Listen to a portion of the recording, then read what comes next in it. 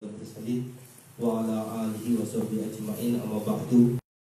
Yang saya hormati yaitu Al-Ustaz Muhammad Samsuddin Al-Bawayani, di mana beliau adalah salah satu daripada peneliti di Aswaja NU Center PWNU Jawa Timur di bidang ekonomi syariah. Jadi beliau peneliti di bidang ekonomi syariah. Yang saya hormati teman-temanku sekalian dari IKMA memberikan sumbangsi waktu pada hari ini untuk menyiapkan agar acara kita pada sore hari ini berjalan dengan lancar. Hadirin, pada sore hari ini kita akan membahas tema kajian, yaitu kiat memilih dalil dalam bertakwa dan mengenal klasifikasinya. Jadi nanti akan dibahas oleh beliau Muhammad Samsuddin Al-Bawayani mengenai bagaimana sih tata cara memilih daripada dalil yang tepat digunakan untuk berdakwah. Ngoten nggih? Namun sebelum acara kita mulai, ada baiknya kita buka dulu acara pada sore hari ini dengan bacaan Al-Fatihah, dengan harapan acara yang kita adakan pada sore hari ini berjalan dengan lancar, kita mendapatkan ilmu yang bermanfaat baik di dunia maupun di akhirat. Alhamdulillah wa syafa'atu Rasulillah wa syukurillah wa liqudai hajatina wa hajatikum min khawaitid dunya wal akhirah. Al-Fatihah. A'udzu billahi minasyaitonir rajim.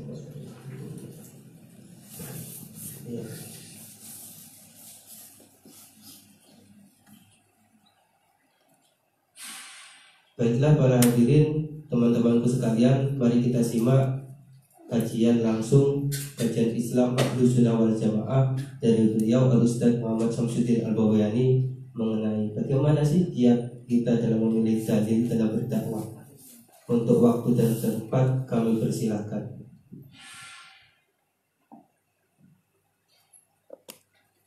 Assalamualaikum warahmatullahi wabarakatuh. Bismillah, alhamdulillah, wassalatu wassalamu ala rasulillah Sayyidina Maulana Muhammad ibn Abdullah wa ala alihi wa sahbihi wa mawala amma ba'd. Yang terhormat kepada Direktur Aswaja NU Center Kiai Haji Ma'ruf Qasim serta ashabi semua dari tim Kiswah dan teman-teman sekalian, para mahasiswa beserta kajian pada kesempatan sore hari ini. Syukur alhamdulillah pada kesempatan hari ini kita bisa bermuajah di sini majelis untuk melakukan kajian seputar kiat memilih dalil dalam dakwah. Sebenarnya kalau cerita tentang masalah kiat memilih dalil dalam dakwah itu ada banyak strategi, daripada dia memilih dalil. Tapi dari setiap hujah yang kita sampaikan itu pasti hujah itu harus memiliki landasan. Ini yang paling utama. Ini nanti yang bisa membedakan kita antara kita berhujah dengan Al-Quran, berhujah dengan Sunnah, berhujah dengan ijma dan qiyas, dengan membedakan kita dari terjebak pada liberalisme. Karena liberalisme, kalau liberalisme itu bagaimana? Liberalisme itu ada dua, ada liberalisme madhab, ada liberalisme pemikiran. Kalau liberalisme madhab itu berarti kita talfik madhab, tidak peduli ini pendapatnya imam siapa, terus kemudian tanpa kita pilih dan kita pilih, semuanya diambil, akhirnya keputusannya juga menjadi gaduh-gaduh. Ini berarti liberalisme madhab. Terus kemudian juga ada liberalisme pemikiran. Kalau liberalisme pemikiran berarti kita mulainya dari pemikiran yang berada di luar Islam, terus kemudian kita serap, kita cari-cari kebenarannya. Ini yang akan membedakan kita dari dari semua itu. Nah, teman-teman semuanya, sesuai dengan tema kiat memilih dalil dalam dakwah. Di sini ada dua konsentrasi yang ingin kita bahas. Mungkin kita akan bahas sekilas, nanti kita lanjutkan dengan diskusi saja. Yang pertama, titik tekan kita adalah kiat memilih dalil. Yang kedua, titik tekan kita adalah pada dakwah. Kalau kita pada dakwah, berarti kita memandang objek. Jadi objek dakwah.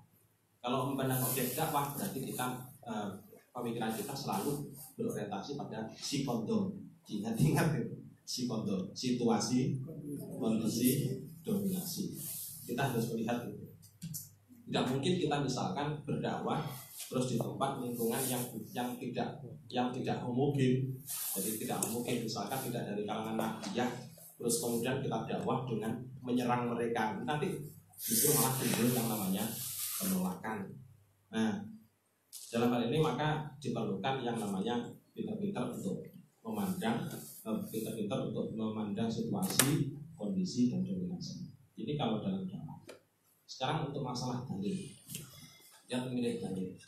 Kalau kita berbicara tentang masalah kiat memilih dalil, berarti kita itu teringat kembali dengan maswadirul hukmi.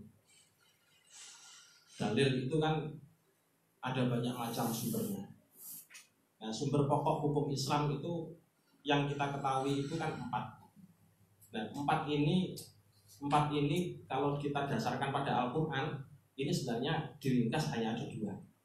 Pada dasarnya ini, yaitu seperti pada surat Athi'ullah wa athi'ur Rasul wa ulil amri minkum. Athi'ullah, penjabarannya dari Athi'ullah itu apa? Penjabarannya dari Athi'ullah itu berarti kembalinya ke Al-Quran. Terus wa athi'ur Rasul, penjabarannya dari athi'ur Rasul itu apa? Berarti as-sunnah. Berarti as-sunnah. Jadi pada dasarnya yang dalil asal itu asal muasalnya ada 2. Ini dari segi filosofinya. Nah, terus kemudian dalam ayat itu juga diteruskan dengan wa in tanaza'tum fi syai'in farudduhu ilallah war rasul. Nah, jadi kalau misalkan terjadi perselisihan pendapat, terjadi perbedaan pendapat di antara kalian, maka kita diperintahkan untuk farudduhu ilallah. Jadi kemana kembalinya? Yang pertama ke Al-Quran dulu. Terus kemudian war rasul, kemana kembalinya? Dari ke as-sunnah. Nah, yang menjadi pertanyaan sekarang adalah apakah Al-Quran itu sudah menjelaskan dalil secara rinci? Apakah Al-Quran itu sudah menjelaskan hukum secara rinci? Belum. Jawabnya adalah belum. Kalau Al-Quran belum menjelaskan dalil secara rinci, maka kita butuh yang namanya menafsirkan Al-Quran. Sumber penafsiran pertama Al-Quran itu berarti apa? As-sunnah. As-sunnah, jangan al-hadis dulu. Kita as-sunnah dulu. Nanti supaya tahu apa itu pengertiannya as-sunnah dengan al-hadis, perbedaannya di mana. Jadi yang kalau misalkan tidak kita temui kalau misalkan kita menafsirkan di Al-Quran belum terinci, maka yang kita kembalinya adalah kepada as-sunnah. Sekarang pertanyaannya, Nabi sunnah itu maknanya apa sih sebenarnya?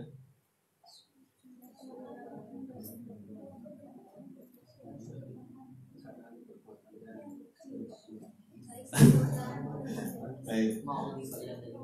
Intinya gampangannya adalah bahwasanya yang dimaksud dengan as-sunnah adalah tradisi kenabian. Nah, gampangannya seperti ini. Jadi tradisi kenabian.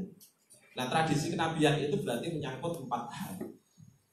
Berarti ada kalanya berdasarkan ucapan, terus kemudian berdasarkan perilaku, kemudian berdasarkan ketetapan, kemudian berdasarkan hamiyah, kehendak besar Nabi. Jadi kehendak besar Nabi yang ingin diwujudkan tapi belum sempat diwujudkan, mungkin seperti itu. Nah, ini silsilah yang pertama. Nah, pertanyaannya sekarang, setelah kita mengetahui as-sunnah tadi yang terdiri dari ucapan, terus perbuatan, takrir, terus kemudian hamiyah, jadi kehendak besar Nabi itu tadi, apakah kemudian Al-Quran itu sudah menjadi jelas? Ternyata belum juga. Jadi ternyata belum menjadi jelas. Inilah kemudian di sini muncul dua pendapat ulama. Jadi ulama terkelompok menjadi dua kelompok besar. Yang pertama adalah ulama yang berkeyakinan bahwasanya Nabi itu sudah menjelaskan semua isi Al-Quran, baik lewat ucapan, perbuatan, takrir dan hamiyah. Terus kemudian ada ulama yang masih meyakini, jadi yang punya keyakinan Nabi belum menjelaskan keseluruhan. Buktinya apa? Buktinya dari semua teks hadis yang terdapat di dalam kitab-kitab hadis itu belum menjelaskan seluruhnya tentang penafsiran Al-Quran. Padahal Al-Quran tadi sumber hukum pokok. Jadi kalau begitu berarti masih butuh perangkat yang lain. Jadi masih butuh perangkat yang lain untuk memahami Al-Quran tadi. Nah, itulah sebabnya maka kemudian ditetapkan bahwasannya sumber hukum Islam itu pertama kalinya satu adalah Al-Quran, yang kedua adalah as-sunnah. Nah, terus kemudian diperlukan yang namanya penjabaran. Di penjabaran dari as-sunnah. Nah, kalau kita berbicara tentang masalah penjabaran, saat itu pada waktu akhir masa Khulafaur Rasyidin, berarti masa pemerintahnya Sayyidina Ali. Pada masa pemerintahnya Sayyidina Ali ini umat Islam kemudian terpecah menjadi tiga kelompok besar. Karena pada masa pemerintahnya Sayyidina Ali ini muncul dua kubu politik. Pertama kubu pro Jokowi, kubu pro Sayyidina Ali, dan yang kedua kubu pro Muawiyah. Terus kemudian di antara kedua kubu ini, setelah peristiwa Tahkim, kemudian muncul kelompok yang dinamakan kelompok Khawarij. Jadi kelompok Khawarij ini. Nah, ketiga kubu ini ternyata berpengaruh besar terhadap as-sunnah dalam sejarahnya. Jadi berpengaruh besar terhadap as-sunnah. Kubu yang pro Jokowi, pro Sayyidina Ali tadi, itu hadis yang dikumpulkan semua yang pro Sayyidina Ali.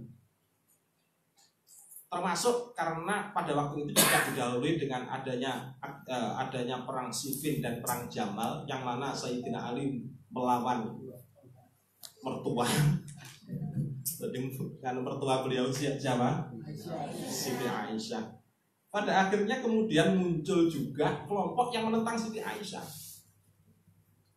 Jadi muncul juga kelompok yang menentang Siti Aisyah. Jadi dari kubu Sayyidina Ali tidak menerima semua hadis yang diriwayatkan oleh Siti Aisyah. Padahal namanya Nabi itu dalam sejarah kehidupan sehari-harinya itu pasti lebih banyak di luar apa lebih banyak di dalam rumah. Kalau yang di dalam rumah berarti yang tahu tentang tentang af'al, tentang qaul, tentang takrirnya Nabi, yang tentang kondisi rumah, pendapatnya akhirnya bagaimana? Akhirnya kemudian akan hilang yang namanya hadis tentang haid. Jadi nggak tahu, soalnya Nabi menjelaskan tentang haid secara detail dari Ibnu Mas'ud dan dari para khulafaur rasyidin. Ini yang paling banyak dari dari sebelum-sebelumnya. Kalau Sayyidina Ibnu Abbas, terus kemudian Abu Hurairah dan lain sebagainya, ini termasuk min sighoris sahabat. Sayyidina Ibnu Abbas itu pada waktu beliau Rasulullah SAW itu wafat, itu Sayyidina Ibnu Abbas itu usianya masih 13 tahun. Usianya 13 tahun. 13 tahun itu baru lulus SD. Sampai kalian melihat anak SD sekarang usia 13 tahun ya gampangannya kelas 1 MTS usia 13 tahun. Itu Sayyidina Ibnu Abbas. Terus kemudian sahabat Abu Hurairah. Sahabat Abu Hurairah itu hanya berjumpa dengan Nabi dalam kondisi masuk Islam itu hanya 3 tahun terakhir. Jadi 3 tahun terakhir menjelang beliau Rasulullah wafat. Nah, inilah kemudian akhirnya mengundang konflik. Loh, kalau begitu sunnah ini berarti harus ada syarat penerimaannya. Jadi akhirnya gitu. Jadi harus ada tata cara menerima bahwasannya suatu riwayat ucapan yang disandarkan pada Nabi yang menafsir tentang Al-Quran itu memang betul-betul dari Nabi. Berarti harus ada syarat. Makanya kemudian muncul syarat makbul dan mardud. Jadi muncul syarat hadis makbul dan hadis mardud. Syarat hadis makbul itu berarti syarat penerimaan hadis. Syarat hadis mardud berarti syarat untuk menerima, syarat untuk menolak hadis. Pokoknya kalau hadisnya itu hadis berbicara tentang masalah fahala yang luar biasa. Ghufira lahu ma taqaddama min dzambihi. Misalkan itu. Maka pertama itu kalau kita menerima informasi seperti itu, maka kita harus curiga dulu. Betul apa enggak? Betul apa enggak ini disadarkan pada Nabi? Jangan-jangan ini bukan. Jangan-jangan ini hanya untuk mendukung kelompok tertentu saja. Nah, dari situlah kemudian muncul pula yang dinamakan ilmu hadis, ilmu mustalahul hadis. Jadi ada usaha untuk meneliti tentang perawi. Ini saya mendapatkan kabar seperti ini, saya dapatkan dari siapa? Orang ini cirinya bagaimana? Termasuk orangnya adil apa tidak? Dhobit apa tidak? Dhobit itu berarti hafalannya kuat. Kalau kita itu kan dhobitnya ala laptopi. Kita biasanya itu dhobitnya ala laptop. Mau cari dalil tentang apa? Buka laptop, buka maktabah syariah, jret, 1 menit ketemu semua. Dhobit gitu. Dhobit kita sebatas itu. Kalau pada masa sahabat, pada masa tabi'in, pada masa perawi-perawi hadis itu, dhobitnya itu betul-betul kuat. Jadi dhobit. Kadang-kadang ada juga yang lafadznya itu tidak persis, tapi maknanya persis. Makanya kemudian muncul penerimaan yang sifatnya maknawi. Nah, ini hanya sekilas tentang masalah penelitian. Akhirnya muncul yang namanya ilmu hadis yang namanya hadis riwayah. Terus kemudian ada muncul hadis yang namanya hadis diroyah. Muncul itu. Kalau hadis diroyah berarti nanti hubungannya dengan masalah betul apa tidak, kok kalimatnya seperti ini, apakah benar ini dari Nabi, diteliti. Akhirnya nanti pada akhirnya muncul yang namanya ini sahih, ini hasan, ini dhaif, ini maudhu dan lain sebagainya. Hadis riwayah berbicara masalah ahwal tentang perawi.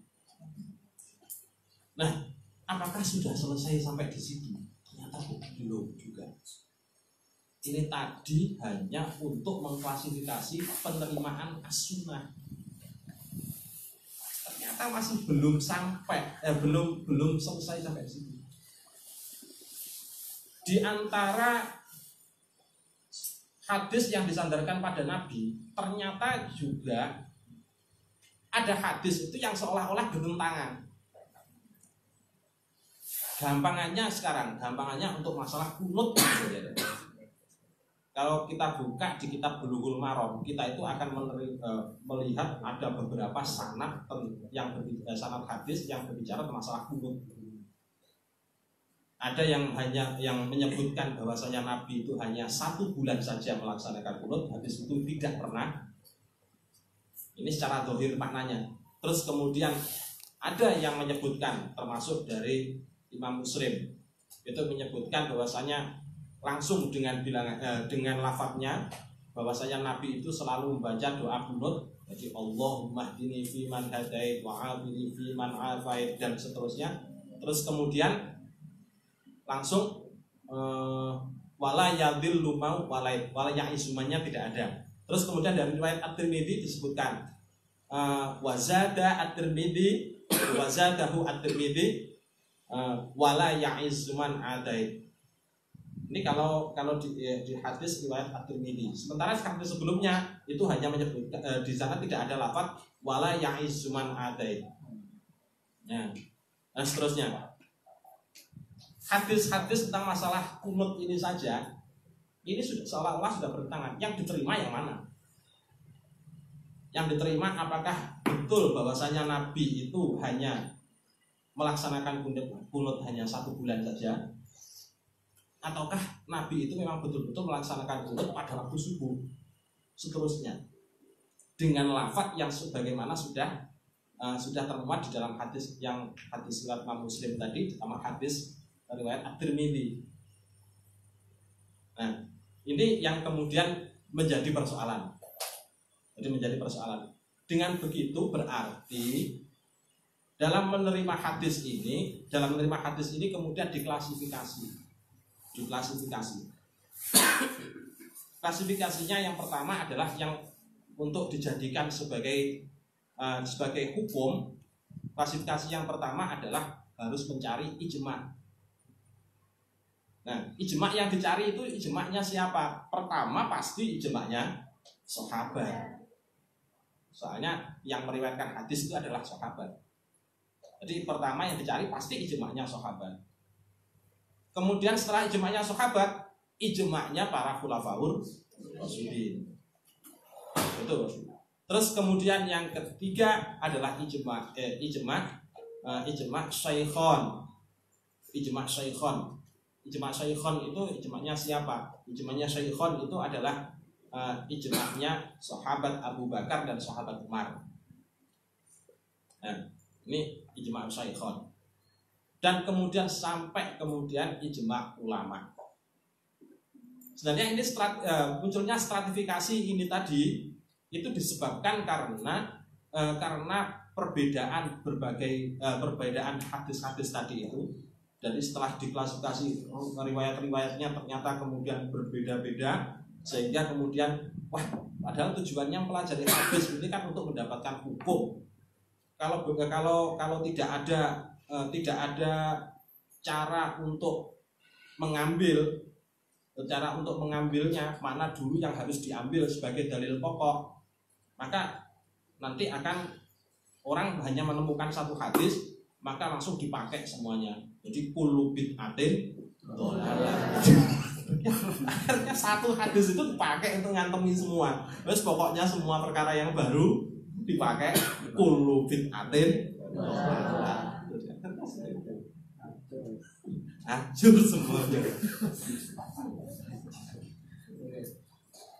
Ini ya, jadi ini untuk masalah hadis. Akhirnya muncul konsep yang ketiga, bahwasanya mashadirul hukmi, muncul yang namanya ijma'.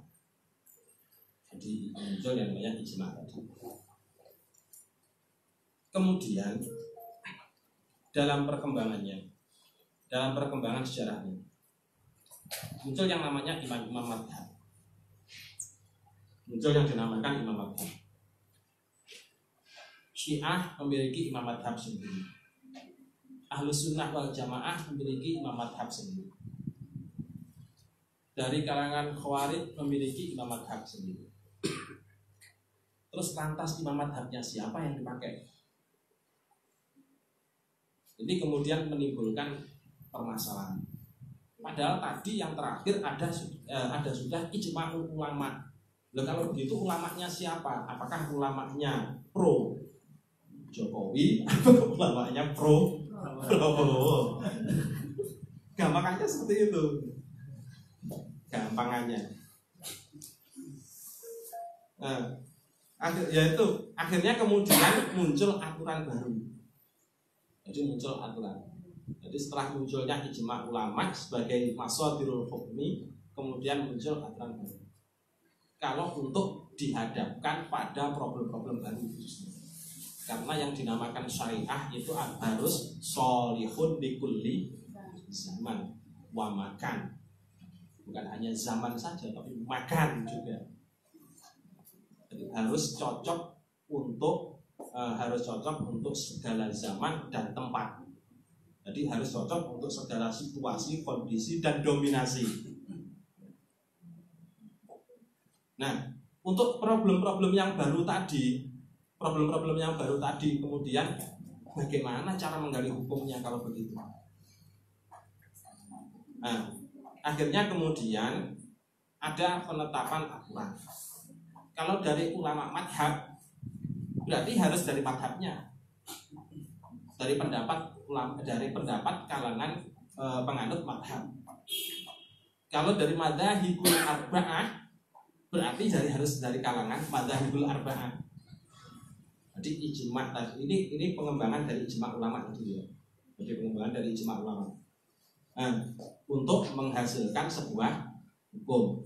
Nah, dengan begitu semua perkara yang baru pertimbangannya harus didasarkan pada keempat madhab. Kalau kita dari ahlus sunnah wal jamaah, jangan hanya ahlus sunnah saja ya, ahlus sunnah wal jamaah, jangan sampai keliru. Ahlus sunnah wal ada yang mana yang lain, tapi nggak usah ya. Terlanjur Ustaz. Harus singkat dengan as saja, jangan sampai keliru juga menjadi as wajar. Jadi pertimbangannya harus dari keempat madhab tadi, karena harus didasarkan pada pertimbangan pendapat empat madhab, maka muncul yang dinamakan qiyas.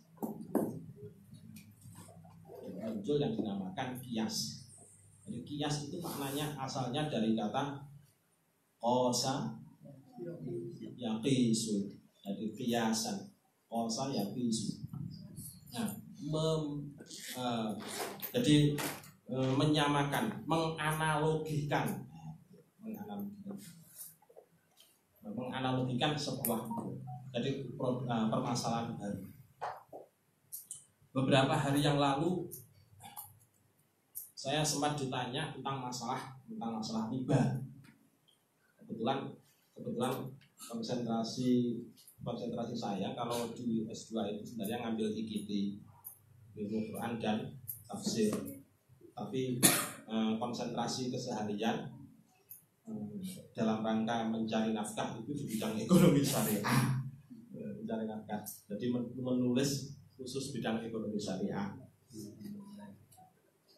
Kalau misalkan kalian pengen tahu tentang tulisannya ada di NU Online, di kanal ekonomi syariah. NU Online itu kebanyakan adalah tulisan-tulisan saya. Ya, sambil mencari pendapatan juga mencari pendapatan. Gitu. Nah, masalah riba itu sebenarnya sudah disepakati sejak masa Nabi.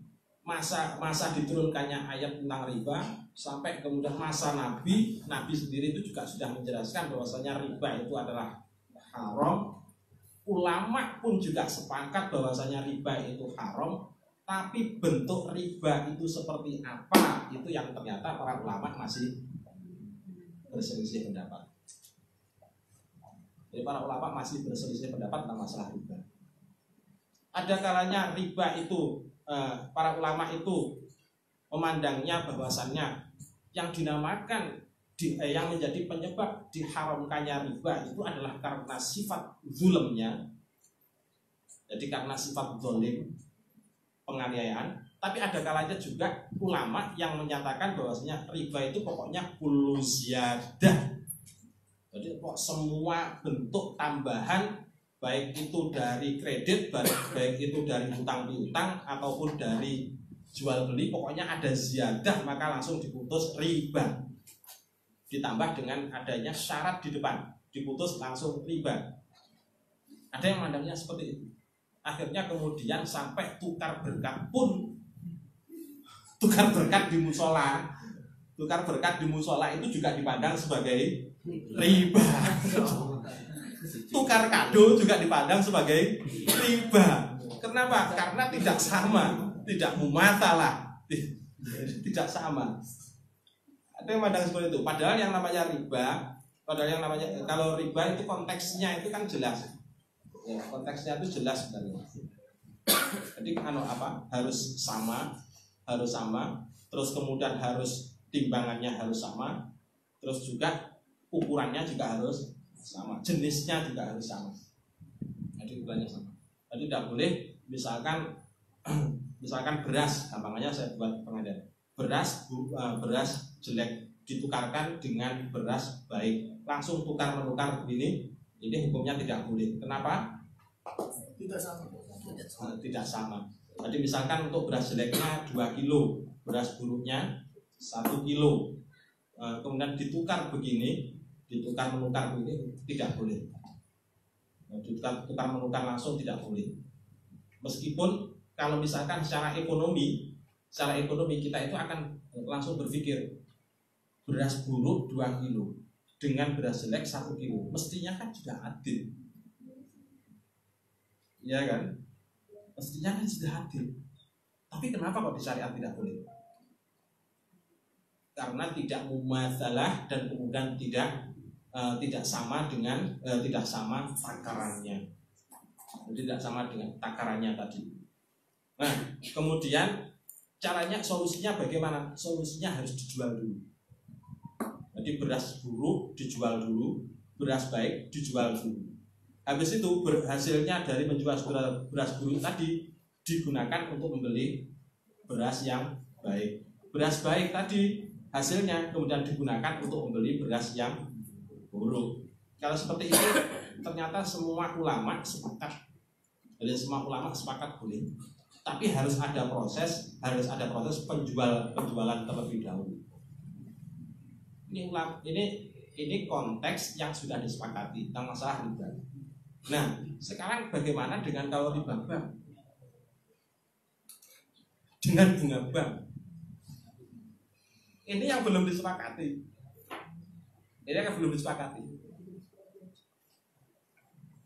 Contoh misalkan begini. Saya mau pinjam uang ke bank. Dengan misalkan pinjam uang ke bank untuk menjalankan usaha saya. Biasanya bank itu yang pertama ditarik itu apanya? Jaminan. Jaminan ini kemudian saya serahkan ke bank. Setelah itu oleh bank setelah dilihat jaminannya seperti ini, kemudian bank itu mengkalkulasi, jaminannya ini harganya kira-kira mampunya kuat harga berapa. Misalkan mampunya, kalau HP Afan ini mampunya 10 juta misalkan 10 juta misalkan. Akhirnya bank mengusulkan 10 juta. Tapi apa tujuannya bank tadi melihat HP ini? Terus dengan apa hubungannya dengan besarnya uang yang diberikan oleh bank? Ini yang kemudian oleh para ulama ternyata ditafsirkan berbeda-beda. Oleh ulama ditafsirkan ini jual beli. HP ini tadi ketika saya serahkan ke bank mensurvei HP tadi, ini namanya jual beli. Jadi bank tadi membeli HP saya. membeli HP saya dengan harga cash. Kemudian setelah diserahkan ke saya, jadi apa? Setelah uangnya diserahkan ke saya, HP-nya juga diserahkan ke saya, dan diserahkan kembali ke saya. Berarti HP ini tadi masih miliknya siapa? Aslinya masih miliknya bank. Aslinya masih miliknya bank. Nah, kemudian HP ini dijual oleh bank ke saya. Dijual oleh bank ke saya. Harganya 12 juta. Gampangannya. Ini saya buat gampang. Harganya 12 juta. Padahal saya tadi pengajuan awalnya untuk mengajukan apa? Pinjaman kan ya. Pinjaman 10 juta dengan jaminan HP 10 juta, terus kemudian diberikan ke saya dijual lagi ke saya dengan harga 12 juta dibayar secara berangsur, secara kredit. Dibayar secara kredit. Kemudian selisih antara 10 dengan 12 tadi, selisihnya berarti 2 juta kemudian dijabarkan selama 12 bulan. Berapa menjadi? Setiap bulannya tambahnya berapa? Sekitar lebih kurang, nggak sampai 190. Jadi sekitar 190 itu kemudian saya berikan nama sebagai bunga. Saya beri label sebagai bunga. Terus kemudian sampai ditanya, apa hukumnya bunga? Apa hukumnya bunga bank? Sampai terus jawabnya gimana? Haram. Prosesnya seperti tadi kok, jual beli loh. Sampai terus kemudian ditanya tadi. Sampai mau jawab bagaimana?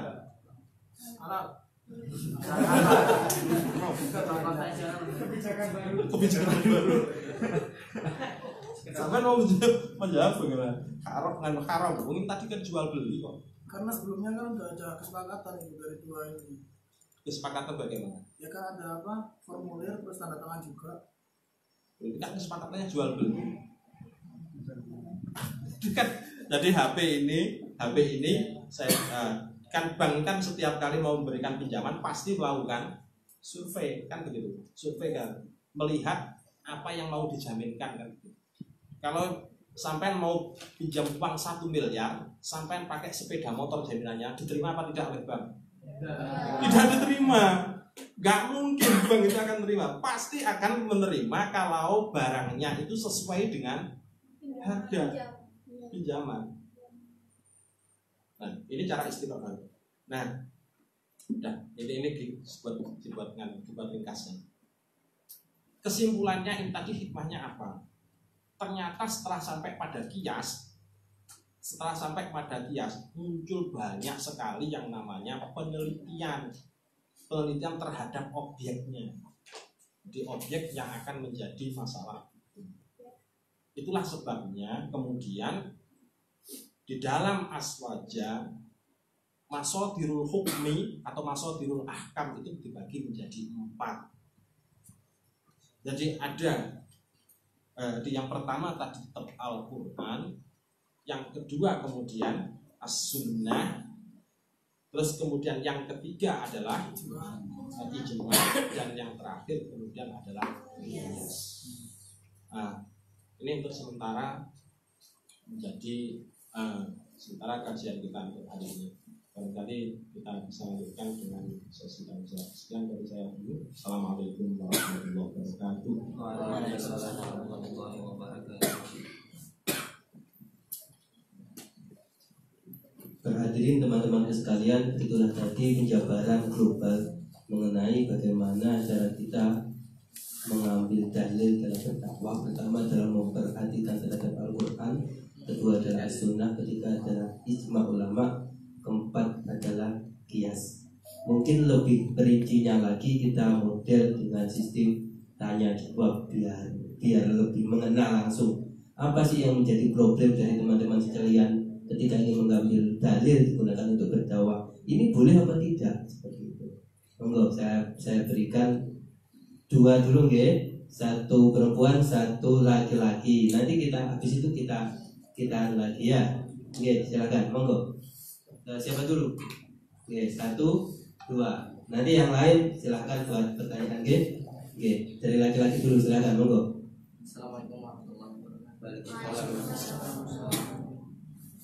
Mungkin ini bukan apa sih, bukan ke dalam-dalam lah. Pertanyaannya cuma ketika kita mau berdakwah kan kadang-kadang kita itu 2 hari sebelum apa itu, itu kan kita dikabarin suruh misi apa gitu, gitu. Terus kita tuh ngambilnya dari media atau dari internet gitu. Nah, biar dari internet itu supaya hadisnya itu nggak doif atau hadisnya itu sahih, yang atau bagus gitu kan. Itu gimana Ustaz? Apakah soalnya ketika kita ngambil di internet di Google itu keluar tuh hadis macam-macam gitu kan. Biar kita bisa ini sahih atau enggak itu gimana? Terus apakah NU ini punya website tersendiri gitu untuk kami yang bidang-bidang dakwah gitu biar mudah? Oke. Yang pertama tadi pertanyaannya adalah bagaimana cara kita mengambil sebuah materi yang digunakan untuk dakwah dari internet biar kita tidak terjebak dengan ini hadisnya dhaif kan disampaikan seperti itu nggih. Nggih. Pertama niku, yang kedua adalah apakah NU punya website? Oke, nanti biar dijelaskan oleh pemateri. Langsung 1 dulu atau langsung 2? Langsung monggo ya, dari perempuan silakan. Nggih, enggak apa-apa, monggo. Ya, bismillahirrahmanirrahim. Sebelumnya kami sampaikan terima kasih kepada Ustaz. Saya pernah menemukan suatu kejadian di daerah saya itu seperti ini, Ustaz. Ketika ada seseorang yang berdakwah, itu audiensnya itu tidak menerima yang namanya hadis mukhalif. Jadi kan ketika ada hadis seperti yang Panjenengan jelaskan tadi, hadis mukhalif kan harus ada pengklarifikasian dan cara penyelesaiannya baik di al-jamu maupun di tarjih dan lain sebagainya.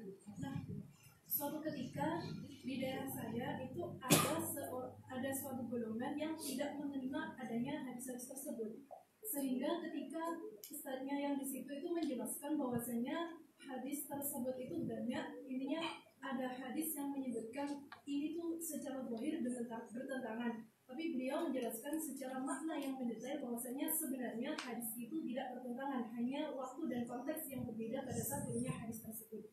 Nah, tapi audiensnya itu tetap menolak keras, bersikeras bahwasanya mereka hanya mengambil satu dan langsung diputus yang satu. Nah, itu untuk menghadapi yang demikian itu seperti apa Ustaz? Oke. Yang pertanyaan dari Putri adalah mengenai hadis mukhtalaf atau mukhalif. Bisa.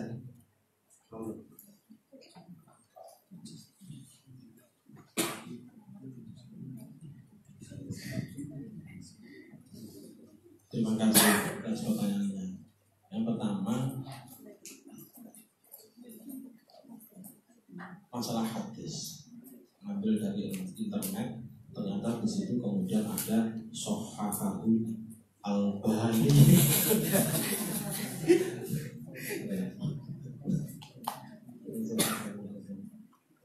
Ini sekaligus saya jawab untuk permasalahan yang kedua. Soalnya konteksnya hampir sama. Konteksnya berbeda, masalah penerimaan hadis. Cara yang paling aman yang selama ini saya praktekkan, kalau sudah berhubungan dengan masalah hadis-hadis yang semacam itu, masalah hadis-hadis itu, cara yang paling aman adalah mencari pendapatnya ulama yang menjelaskan tentang hadis tersebut. Jadi mencari pendapatnya ulama yang menjelaskan tentang hadis tersebut atau yang memakai hukum asal dari hadis tersebut. Soalnya bagaimanapun juga hadis itu ternyata lafadznya itu pun juga masih global. Bi'un wasalafun, jual beli dan meminjam. Ini ada yang diputus untuk menghukumi bahwasannya namanya GoPay itu adalah hukumnya riba. Jadi sampean jangan pernah sekali-sekali untuk memesan makanan pakai fasilitas GoPay. Jadi kalau malam-malam misalkan kelaparan, ya udah berangkat saja ke pasar cari makanan. Bi'un wasalafun. Padahal untuk bi'un wasalafun itu ada konteks lain. Jadi ada konteks lain, jual beli dengan pinjaman yang tidak diperbolehkan itu adalah jual belinya kalau barangnya itu betul-betul belum dimiliki oleh si penjual. Jadi barangnya belum dimiliki. Jadi penafsiran ulama tentang masalah hadis-hadis semacam itu tadi yang bisa kita pakai untuk sebagai pedoman. Ini yang cara yang paling aman yang selama ini saya praktikkan. Soalnya kalau berpandangan pada hadis satu terus kemudian penafsiran setiap dari mereka itu aja itu sudah berbeda-beda kok. Yang dari dulu menafsirkan satu hadis antara Badrus Salam Ustaz Badrus Salam dengan ustaz-ustaz yang lain itu saja itu sudah berbeda kalau tafsirkan. Jadi di antara mereka sendiri itu juga saling jangankan dengan kita, kalau dengan kita kan sudah jelas kita itu diutus oleh mereka sebagai ahlul bid'ah. Itu dengan kita, apalagi itu yang masalah dengan mereka saja yang sama-sama disebut sebagai ahlus sunnah itu saja sudah berbeda, apalagi dengan kita yang sudah dilebeli seperti itu, malah lebih parah.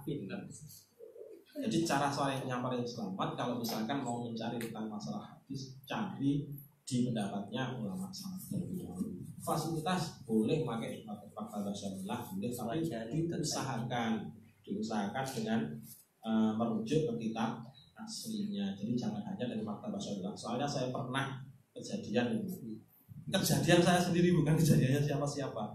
Saya sudah terlanjur mengutip dari fakta basyarilah, ternyata kalimatnya keliru. Ini pernah terjadi. Untungnya ada teman yang mengingatkan. Jadi ada teman yang mengingatkan. Padahal satu kalimat keliru itu bisa ujungnya banyak sekali. Jadi pengaruh terhadap hukum. Nah, terus masalah audien yang tidak menerima. Nah ini juga pentingnya. Ini audiennya dari Aswaja. Audiennya dari Aswaja bukan? Kalau di sana ngakunya Aswaja, tapi pemahamannya itu sangat tekstualis. Tekstualis ya. Asrobi mungkin ada yang seperti Aswaja rasa Wahabi.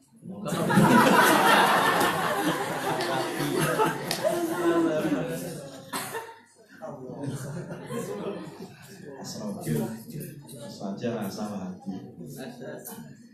Kalau dari ulama kita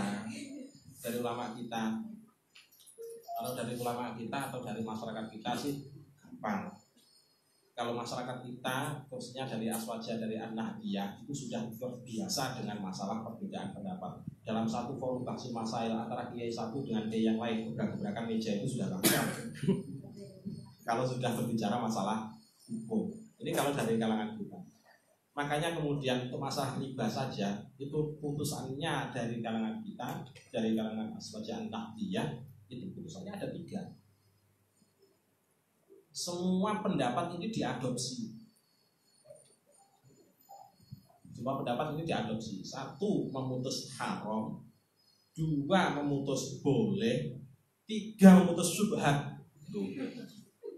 Kasusnya sama, bunga bank. Kasusnya sama, bunga bank. Tapi diadopsi semua. Asalkan 1. Jadi asalkan 1 punya sumber asal, punya dasar hukum. Jadi pertama punya dasar landasan Al-Quran, punya dasar landasan As-Sunnah atau Al-Had. Kemudian kalau sudah ditarjih, sudah dilakukan jam'u wa ta'dil misalkan, itu berarti sudah masuk pada kategori hadis. Terus selain itu juga punya landasan pendapatnya para ulama. Kalau sudah seperti itu, maka dikumpulkan semua, diterima semua. Nanti soalnya ada hikmah di balik itu semua. Hikmahnya itu di mana? Hikmahnya adalah, jadi hikmahnya adalah yang dinamakan dengan adillatus syar'iyyah itu ada 2. 1 ada dalalatul ahkam. Yang kedua ada yang dinamakan dalil hukum. dalil dengan dalalah itu sudah beda. Kalau dalalah itu menunjukkan objek hukum. Nah, kalau dalil itu instrumen untuk menghasilkan hukum. Kalau kita berbicara masalah instrumen, berarti di dalamnya ada maslahatul mursalah, ada istihsan, ada istishab, ada urf dan lain sebagainya. Itu dalil, instrumen untuk menghasilkan hukum. Kalau kita sudah berbicara masalah maslahatul mursalah, nanti ada maslahah hajiyah, ada maslahah tahsiniyah dan lain sebagainya. Memandang situasi dan kondisi. Nah, ini pentingnya. Jadi Jadi perlu kalau misalkan itu yang berbeda pendapat adalah dari kalangan kita, ya sudah dijamu saja. Oh, menurut pendapat ini dengan berdasar dari ini, bahwasanya pendapatnya satu. Yang dari sini dua. Kalau dari minhum, kita save dulu. Jangan terburu-buru untuk diterima. Kalau yang dari minhum, kalau yang dari minna itu diadopsi semuanya. Itu kalau dari tata cara untuk pengambilan keputusan dalil di aswaji. Meskipun sebenarnya juga ada panduan lain. Ada panduan lain dari kalau di LBM itu ada panduan lain. Pertama yang dipandang adalah pendapatnya Imam Nawawi dan Imam Ar-Rafi'i. Kalau keduanya sepakat tentang suatu hukum, maka diperbolehkan, diambil. Yang kedua pendapatnya Imam Nawawi saja. Yang ketiga pendapatnya Imam Ar-Rafi'i saja. Terus kemudian yang terakhir melakukan ilhaqul masail binadhariha, meneliti. Jadi diteliti makosid syariahnya itu diteliti. Mungkin sementara itu dulu. Dalil yang nomor 2 tadi, kalangan Aswaja punya website. Oh iya, kalangan Aswaja punya websitenya. Kalau ada Hujjah NU miliknya Yai Ma'ruf Fauzin. Terus kemudian ada PIS KTB. PIS KTB itu miliknya Yai Nur Hasyim S6 dari Sumeneb Riau. Terus kemudian dari Bawean ada Aswaja Muda Bawean, nanti di sana ada fotonya orang ganteng. Saya sendiri. Kita kan harus percaya diri dulu. Menambahkan admin. Untuk Aswaja Center sendiri itu punya sejenis Google-nya, namanya aswaja.id. Aswaja.id dari Aswaja Info Center PBNU Jawa Timur. Ada aswajamuda.com, aswajanu.id. Aswajanu.id. Oh, aswajanu.id. aswajanu.id. Nah, itu yang miliknya Aswaja Info Center. Terus miliknya LBM PWNU itu ada aswajamuda.com. Kalau yang dari Bawean tadi aswajamudabawean.wordpress.com. Jadi ada WordPress-nya.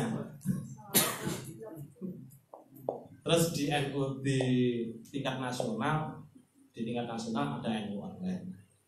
Kalau di NU online itu kebanyakan kadang-kadang masih wacana hukum. Soalnya tingkatan nasional kan. Kalau tingkatan nasional itu bagaimanapun juga harus berdasarkan keputusan bersama. Jadi kalau misalkan di NU online kok dicantumkan masalah hukum, kadang-kadang itu masih pendapat dari orang yang menjadi tim mujawibnya. Jadi masih kadang-kadang masih perlu diteliti. Tapi kalau yang dari Aswaja Muda itu biasanya itu sudah merupakan hasil fasul masail baik dari tingkat PWNU maupun di tingkat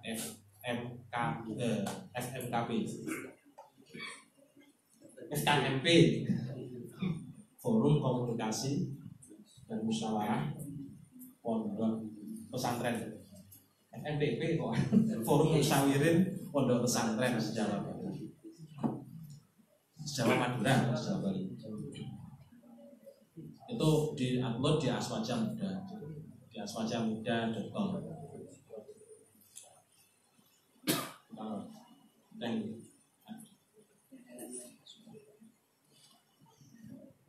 Begitu tadi kita memiliki banyak website pokoknya sebenarnya mungkin infonya aja yang kurang gitu. Info dari teman-teman sehingga untuk menjangkaunya yang kurang. Mungkin ada pertanyaan lagi silakan yang kita lebih biar kita lebih paham bagaimana cara mengambil dalil. Monggo. 1, 2, ada lagi dari perempuannya? Silakan. Monggo, gak apa-apa. Atau kalau malu tulis saja di kertas nanti serahkan ke saya di depan sini boleh. Dari perempuan. Oke, silakan dari laki-laki depan dulu, guys. Oke. Assalamualaikum warahmatullahi wabarakatuh. Ini pernyataannya itu hampir sama dengan banyak tadi, tapi yang saya tanyakan itu berbeda. Pertanyaannya itu apabila kita berdakwah kepada orang awam, berdakwah itu berbicara tentang pendapat-pendapatnya ulama seperti qiyas dan ijma, akan tetapi ada satu orang atau dua itu yang tidak setuju, itu saking tidak setujunya dia membuat keributan sampai dia berbicara bid'ah itu di kalangan orang tersebut yang didakwahi. Nah, terus yang saya tanyakan itu bagaimanakah sikap kita pada saat situasi dan kondisi tersebut? Bagaimana menyikapi keadaan orang tersebut gitu nih? Oke. Silakan yang satu monggo. Oke. Pertanyaan saya ada 3 pertanyaan. Oke. Pertanyaan komplit. Yang pertama yaitu terkait Al-Quran. Dalam Al-Quran itu ada bacaan ya ayuhan nasu atau ya ayuhan ladina amanu atau ya ayuhan nabi. Nah, dalam redaksi pemakaian lafaz ayuhan nabi itu apakah khusus untuk nabi dan apakah kita sebagai insan yang dhaif insan yang dhaif itu wajib untuk mengamalkannya untuk ya ayuhan nabi. Masalah kitab ya ayuhan nabi Yang kedua yaitu terkait hadis. Ustaznya tadi itu sudah menjelaskan ya sudah detail terkait hadis dan as-sunnah. Yang saya tanyakan, saya itu pernah lihat, pernah baca sedikit itu terkait dalil dari hadis ini seperti ini. An Abi Sa'id al-Khudri anna Rasulullah sallallahu alaihi wasallam qala la taktubu anni wa man kataba anni ghairul qur'ani falyamhu. Riwayat Muslim, yaitu diriwayatkan oleh Abi Sa'id Al-Khudri bahwasanya barang siapa yang menulis daripadaku, kata Rasulullah, selain Al-Quran maka hapuslah. Dan dalam redaksi itu ada di bawahnya itu seakan-akan Rasulullah mengancam bahwasanya jika ada yang menulis hadis kecuali Al-Quran maka ancamannya neraka. Jika ada yang menulis hadis ya selain Al-Quran, menulis selain Al-Quran, otomatis hadis juga termasuk di dalamnya. Ada hadis global seperti itu. Mungkin bagaimana pendapat Ustaz terkait hadis seperti itu. Yang nomor 3 yaitu pandangan fikih. Tadi sudah disinggung terkait riba. Yang saya tanyakan itu bagaimana pandangan Ustaz terkait yaitu kerja MLM, multi level marketing, yaitu gajinya itu bertanggung kayak mitra dan lain sebagainya. Itu mungkin bagaimana? Apakah halal atau haram? Itu besar semua.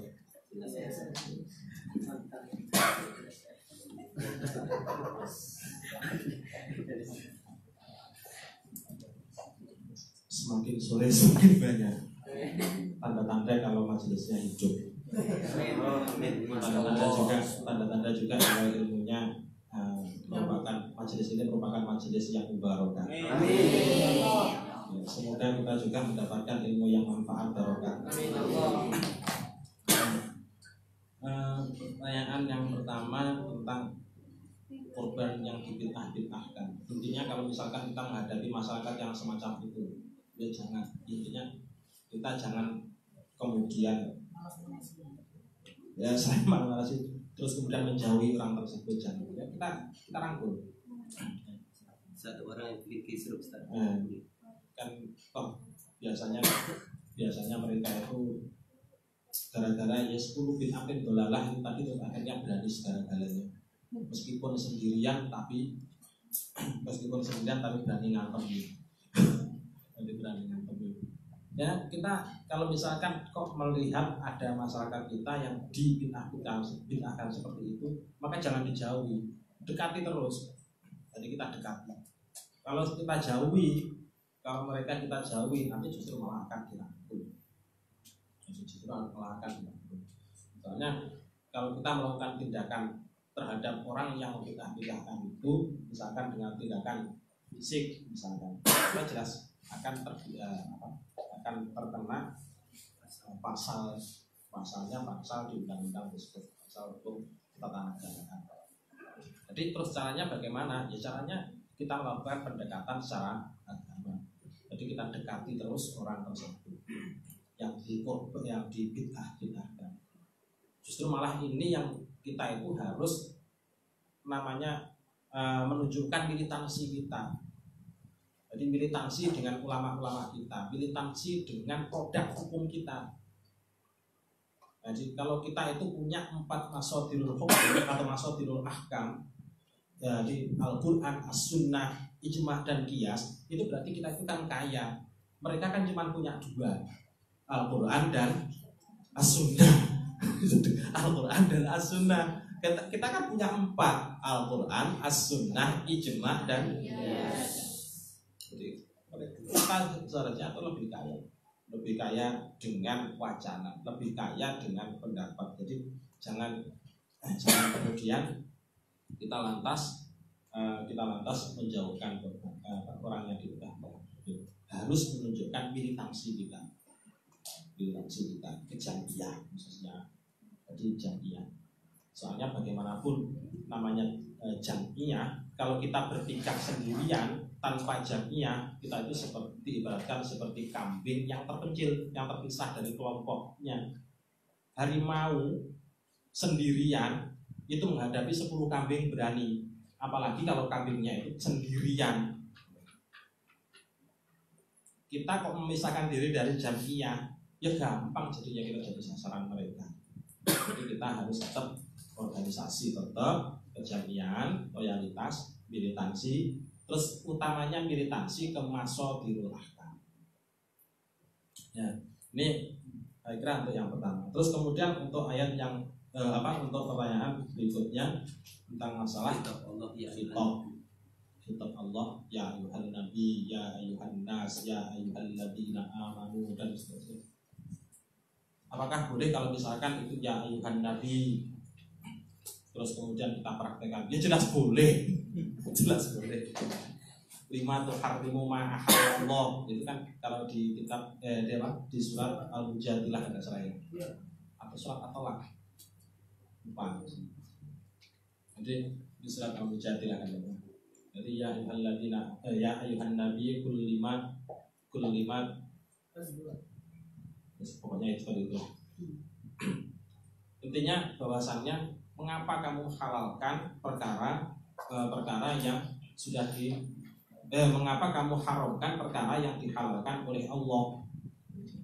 Padahal itu berkaitan dengan asbabun nuzul, bahwasanya Nabi bersumpah untuk tidak menggauli salah satu istri beliau. Ya, ada satu ya. Ini hanya seingat-ingatnya ini. Nanti tolong dicek. Jadi konteks daripada ayat itu khitabnya ke Nabi, tapi pada dasarnya meskipun itu khitabnya ke Nabi, ya termasuk kena ke kita. Cuma masalah kadang-kadang kalau khitabnya ke Nabi itu karena Nabi itu mendapatkan perintah langsung dari Allah, akhirnya itu derajat hukumnya dalam aplikasinya itu menjadi berbeda dengan derajat kalau khitabnya itu tidak ditujukan langsung kepada Nabi. Contohnya misalkan wa minal laili fatahajjat bihi nafilatan lak. Salat tahajud bagi Nabi hukumnya adalah wajib karena khitabnya itu langsung kepada Nabi. Tapi kalau kepada umatnya, jangankan tahajud, apalagi anak mahasiswa. Surat tahajud. Apalagi anak mahasiswa. Anak mahasiswa itu kalau sudah kerjakan makalah di warung kopi kadang-kadang sampai 3:30 betah, begitu nyampe kos-kosan ngantuk.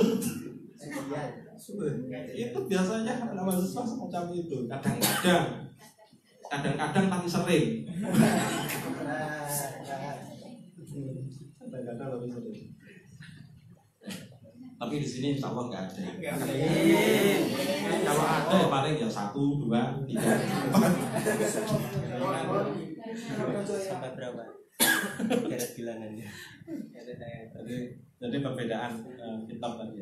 Terus yang kedua, hadis tentang latak tubuh ani ini kan sejarahnya pada waktu itu memang Al-Quran belum dibukukan. Al-Quran sudah mulai ditulis, tetapi belum dibukukan dalam bentuk mushaf. Tapi secara asbabul nuzulnya. Jadi asbabul wurud, masya Allah, asbabul wurud hadisnya. Jadi Al-Quran belum dibentuk dalam satu mushaf. Akhir masih di dalam lembaran-lembaran, kadang di batu, kadang di tulang, di kulit hewan dan sebagainya. Nah, itu sebabnya kemudian karena kekhawatiran dari beliau Rasulullah tercampurnya antara hadis dengan Al-Quran, akhirnya kemudian tidak diperbolehkan untuk menuliskan hadis. Tidak diperbolehkan untuk menuliskan hadis. Tapi pada akhirnya itu membawa hikmah. Hikmahnya kemudian apa? Muncul ilmu mustalahul hadis. Jadi setelah para sahabat itu tinggal sedikit, baru kemudian para ulama, para tabi'in pada waktu itu kemudian berpikir, wah, kalau ini nggak segera dibukukan, bisa-bisa para sahabat hilang, para tabi'in hilang, sejarah masalah hadis menjadi hilang pula. Akhirnya kemudian berlomba-lomba yang namanya pembukukan hadis. Kemudian setelah itu muncul juga ilmu tentang ruwatul hadis. Muncul tentang ilmu tentang para perawi hadis. Perawi yang adil itu bagaimana, yang dobit itu bagaimana, terus siapa saja.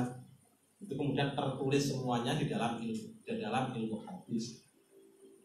Jadi perawi yang dobit itu siapa saja itu ada, nama-namanya itu ada semua.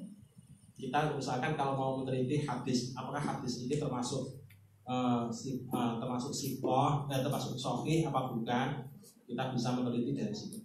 Jadi sudah ada panduannya dari ulama-ulama terdahulu. Jangan seperti Al-Bani. Al-Bani itu orang servis arloji, jadi tukang servis arloji. Dia itu belajar hadis, belajar tentang masalah ilmu mustalahul hadis itu berdasarkan Mbah Google ala dulu. Bukan. Jadi berdasarkan karena kerajinan beliau dalam membaca saja. Jadi rajinnya membaca, terus kemudian melakukan penelitiannya penelitian pustaka. Penelitian pustaka itu kan sudah berbeda dengan penelitian langsung melihat real. Sampai diberitahu bahwasannya di daerah sana ada namanya Tunjungan Plaza, bangunannya tingkat sekian, digambarkan begitu secara tulisan, kemudian diserahkan ke sampean. Padahal sampean belum tahu persis tentang bagaimana Tunjungan Plaza. Sampean bisa menggambarkan Tunjungan Plaza bagaimana apa tidak dengan hanya berbekal tulisan? Tidak bisa. Itu kelemahannya studi pustaka. Dan Al-Bani itu merupakan orang yang otodidak, jadi belajar sendiri tanpa guru. Padahal kita di Aswaja itu ada kaidah. Jadi ini termasuk makalah ulama. Kalau tidak salah itu kaulnya Ibnu Arabi. Jadi Man ta'allamal ilma bi ghairi syaikhin fa syaikhuhu syaitonun. Kalau di kita itu sudah ada kualitas seperti itu. Makanya namanya guru itu selalu berusaha untuk bersanad. Makanya kita di sini sering adakan kajian taraki. Kalau misalkan ada kajian taraki hadir, sama hadir, lumayan dapat sanad. Penting itu sanad. As-sanad minat di sanad itu merupakan bagian dari agama. Ini harus kita pegang teguh, harus militansi. Terakhir masalah riba MLM. Ini diserahkan langsung. Iya. Tidak apa-apa. Alhamdulillah. Kalau MLM itu sistem pemasarannya jelas diputus sebagai haram. Disebabkan karena multiple akadnya. Jadi multiple akad atau disebabkan karena akad berganda. Menggabungkan antara akad jualah dengan akad jual beli tidak boleh. Kalau jualah ya jualah. Kalau jual beli jual beli. Jualah itu apa sih? Sayem barang. Sampean kalau bisa menjual ini sebanyak 10, saya gratis 1 untuk sampean. Kalau dulu Pak Sam itu sering pernah bisnis kerupuk. Kalau 5 bungkus ini laku, yang 1 bungkus menjadi hak sampean. Ini namanya jualah. Namanya jualah. Kalau dalam MLM itu antara bonus, jadi bonus yang disebabkan jualah dengan jual belinya itu nggak jelas. Kadang-kadang bahkan orang itu tidak orientasinya tidak ke barang yang dijual, yang dicari adalah bonusnya. Ini yang nggak boleh. Jadi bonusnya tadi itu. Entah begini. Saya jualkan produk saya. Jadi jualkan produk saya. Produk saya ini kalau kamu menjual sebanyak kalau kamu menjual terus kemudian sekaligus mencari anggota, jadi sekaligus mencari anggota sebanyak 10 orang, kamu nanti tidak hanya mendapatkan bonus. Jadi kamu tidak hanya mendapatkan bonus dari dari penjualan saja, tapi kamu juga akan mendapatkan bonus dari setiap pendaftar nanti. Dari setiap pendaftar kamu akan mendapatkan misalkan 25. Nah 25-nya ini yang bisa. Ini yang kemudian disebut dengan game money. Jadi permainan uang saja atau money game. Di permainan uang saja. Jadi mereka itu kemudian kalau misalkan anggotanya ini nanti mencari anggota lagi, yang mencari kemudian kok mendapatkan orang yang menjadi downline ini tadi itu akan mendapatkan bonus dari ini. Orang terus kemudian yang berada di atas yang menjadi upline-nya itu juga tetap akan mendapatkan aliran bonus. Dan jadi ya bonus bersanad. Bonus bersanad kalau gitu. Itulah kemudian yang dimaksud dengan istilah money game. Secara hukum internasional, hukum perdagangan internasional itu sudah termasuk kejahatan. Bukan hanya dalam syariat. Secara hukum internasional itu sudah masuk kejahatan. Ya, itu sudah masuk kejahatan. Itu yang sudah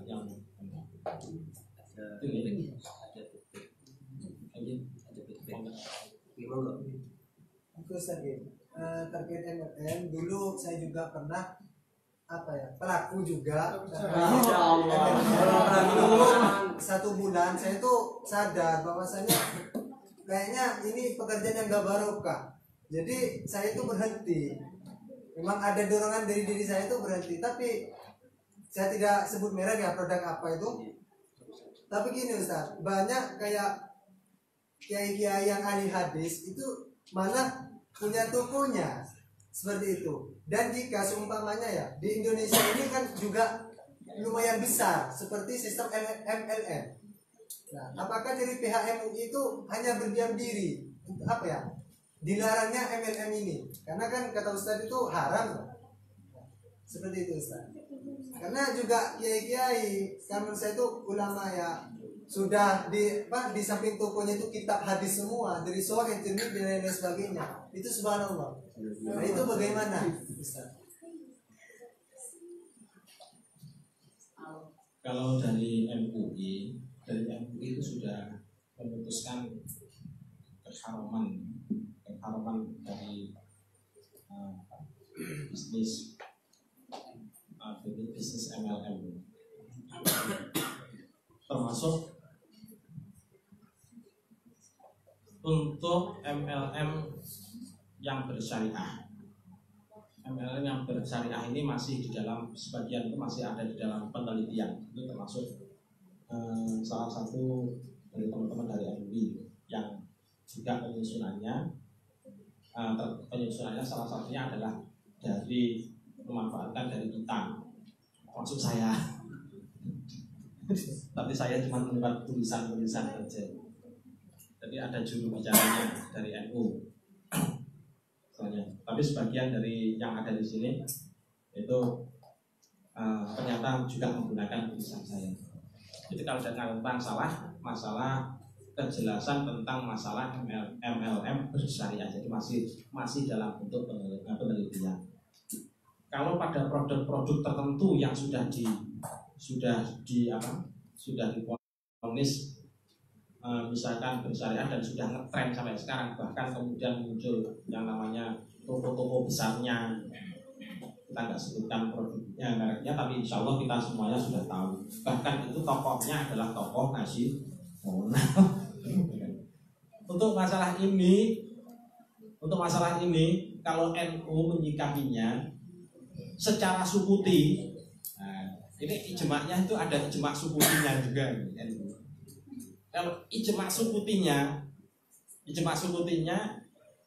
khususnya berdasarkan hasil musyawarah dari LBMNU Jawa Timur, itu memutuskan haram jali. Haram jali. Yes, pokoknya nggak perlu diindonesiakan, sampai nanti buka sendiri. Jali-jali itu apa? Sudah diputus haram jali. Tapi karena ini merupakan hasil produk daripada Muslim, kita masih melindungi dulu. Barangkali ada kesempatan untuk merubah sistemnya. Jadi kita belum memutuskannya, belum diputuskan secara langsung ditulis haram belum. Jadi kita tunggu dulu, barangkali ada kesempatan untuk merubah. Makanya sampai sekarang itu masih diputuskan penelitiannya, menetapkan batasan-batasannya, mana yang termasuk bagian dari yang menjadi penyebab keharaman. Itu yang ya. Kalau untuk MLM sendiri, MLM ansih, seperti kayak katakanlah kayak di matahari, atau yang sudah haram jelas itu kan emas apa itu? MLM emas yang dulu di Ramayana juga termasuk ada. Kalau saya dulu pernah ditawari setor 500, dikasih produk, disuruh jualan sambil mencari anggota. Meskipun produknya nanti tidak terlaku dijual, dipakai sendiri, yang penting mencari anggota. 10 orang anggota saya nanti akan mendapatkan persen. Atasan saya nanti juga akan mendapatkan persen. Pernah ditawari seperti itu. Saya jawab langsung pada waktu itu, ini haram. Kalau itu namanya MLM tansih, soalnya sudah jelas. MLM syariah itu yang repot itu karena sudah beli syariah itu. Akhirnya kemudian muncul yang namanya judi syariah juga. Ya Allah. Nanti ada juga hiburan syariah, diskotik syariah, repot.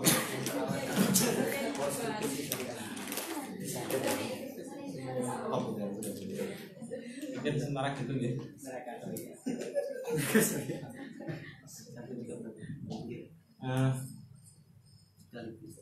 Sekaligus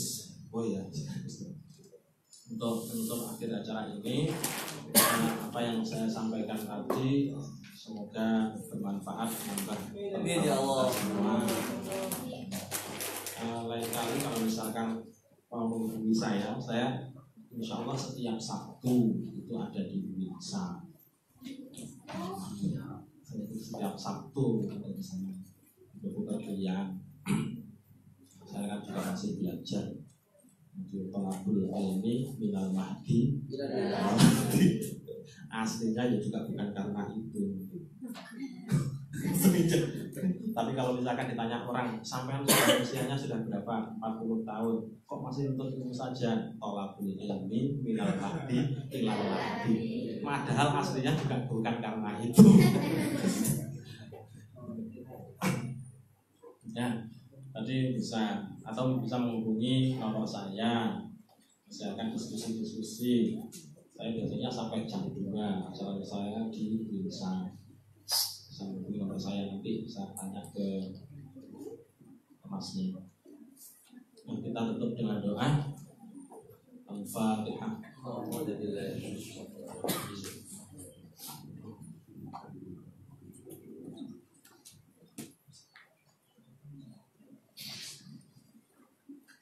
اللهم صل على سيدنا محمد وعلى آل سيدنا محمد سيد الأولين والآخرين وسلم رضي الله عنه أصحاب رسول الله أجمعين والحمد لله رب العالمين حمد الشاكرين حمد الناعمين حمد الغفور عامل وبكافر مزيدا يا ربنا لك الحمد كما ينبغي لجلالك وجهك الكريم وعظيم سلطانك اللهم لا مانع لما أعطيت ولا معطي لما منعت ولا ينفع ذا الجد منك الجد اللهم نعوذ بك من علم لا ينفع وقلب لا يخشع ودعاء لا يسمع وعمل لا يرفع اللهم نسألك السلامة في الدين والزيادة في العلم والبركة في الرزق والتوبة قبل الموت والرحمة عند الموت والمغفرة بعد الموت اللهم حفظ علينا في سكرات الموت والنجاة من النار والعفو عند الحساب ربنا آتنا في الدنيا حسنة وفي الآخرة حسنة وقنا عذاب النار صلى الله عليه وسلم محمد خير خلقه وعلى آله وصحبه وبارك وسلم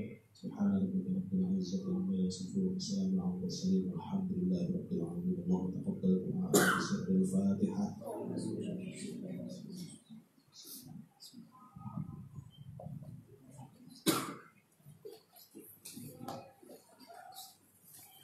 Kurang lebihnya mohon maaf biasanya. Assalamualaikum warahmatullahi wabarakatuh.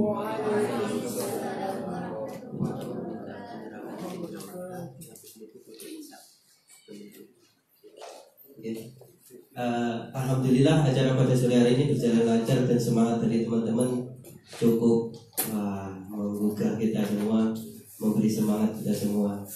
Sekedar untuk memberitahuan